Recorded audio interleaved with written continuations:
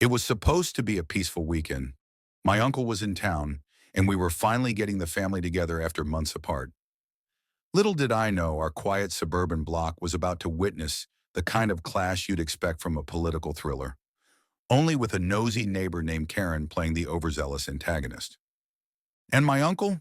Let's just say he's not the type you scream at unless you enjoy triggering federal attention. A simple visit turned sour. My uncle, Malcolm Reyes, had just flown in from D.C., a sharp-dressed man in his late 50s with the kind of quiet confidence that turns heads without trying. To the casual observer, he could pass for a polished lawyer or a university professor. What most people don't know, and what Karen definitely didn't know, is that he's the director of intelligence operations for the Department of Homeland Security. He doesn't brag about it, but let's just say, if someone's being tracked, surveilled, or flagged, odds are his signature is on the briefing. He arrived at my place Friday afternoon, rental car parked neatly in the guest area just across from my townhouse. No drama, no fuss. That lasted about an hour. Enter Karen. I had just stepped out to grab drinks when my phone rang. It was my uncle. "Hey," he said calmly, "there's a woman here yelling at me. Says I need to move my car." Oh no, it could only be one person.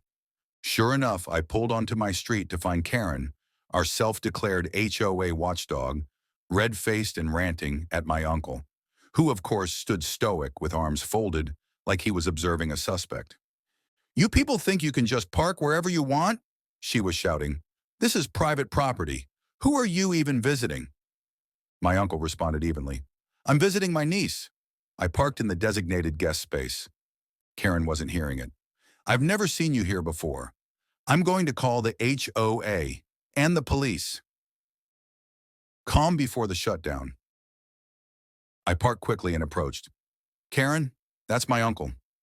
She turned on me immediately. "I don't care if he's your uncle.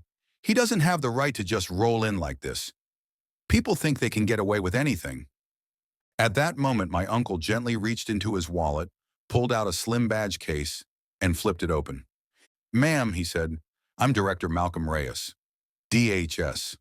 I oversee intelligence operations for national security, domestic and foreign threats. I assure you I'm quite good at knowing when someone's out of place. And I'm not." Karen blinked. "What? DHS?" He continued. "I won't ask you again to stop shouting or making baseless threats. But know this. I already noticed your house has 2 outdoor cameras, both improperly placed over common areas, and your vehicle's temporary tag expired last week." She stumbled backward, eyes wide. I, what?" "I notice everything," he said flatly. "The neighborhood reacts." Word spread like wildfire. By nightfall, the Facebook group was lighting up. "Karen messed with a Fed? Who is this guy? Can DHS get us out of speed bump tickets?"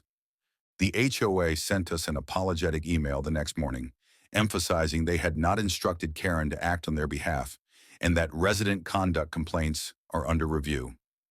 Karen, she vanished for a few days. No sign of her binoculars, her barking dog, or her infamous patio lectures. Uncle Malcolm's style. Over coffee the next morning, I asked my uncle if he was bothered by the whole thing. He shrugged. "People like her exist in every neighborhood. Power without perspective is always dangerous. She didn't scare me, but she scared herself once she realized who she was dealing with." Then he smiled. "Besides, I just filed a report on unlawful civilian impersonation of enforcement roles, purely coincidental." I don't know if he was joking, and I didn't ask. Lesson of the day. Karen thought she was protecting the neighborhood from a stranger. Instead, she picked a fight with the man whose job is to quietly protect the entire country. My uncle didn't raise his voice. He didn't call the police. He simply showed her who he was and reminded her that intimidation only works when the person on the other end doesn't deal with real threats for a living. She screamed at a man who reads terror briefs over breakfast. Next time, maybe she'll just ask nicely.